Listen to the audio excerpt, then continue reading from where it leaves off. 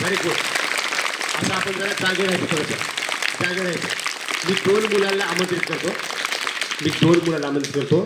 त्या दोन मुलाचं कौतुक करायचे, त्यांना शाबासकी द्यायचे. ती दोन मुलं आहेत आदर्श महादेव कदम आणि त्यानंतर अर्जुन गणेश कदम. यापुढं त्यांच्यावर कॅमेरा घेऊन. एवढ्या लहान वयात आपण कुठले संस्कार जवळ घेतो आणि कसं जगतो यावर आपल्या वागण्याची उंची कळते.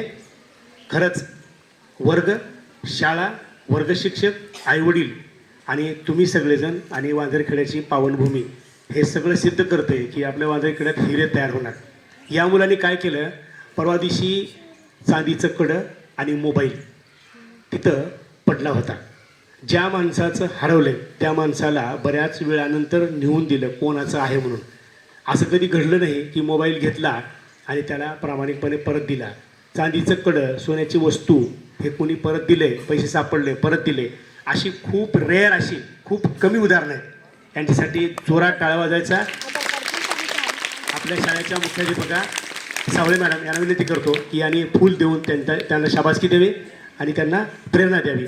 आणि आपण ही आयडिया अशी घ्यायची, आपण जगताना कसं जगायचं, या शाबासकीचं खूप मोठं मौल्य आहे.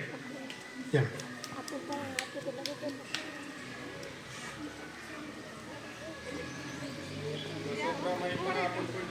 लक्षात ठेवा, प्रामाणिकपणानं वागणारी. प्रामाणिकपणा म्हणजे काय, आपल्या डोक्यावरचं खूप वजन कमी करणं. खूप वजन कमी करायचं, वजन ठेवायचं नाही. जी माणसं मोकळी असतात त्याच्या डोक्यावर वजन नसतं, भावनेचं, रागाचं, वैतागाचं, पश्चातापाचं नसतंच वजन. ते वजन आपल्याकडे ठेवायचं नाही. म्हणून इतकं मोकळं राहायचं की काही काळानंतर खूप आनंद मिळतो.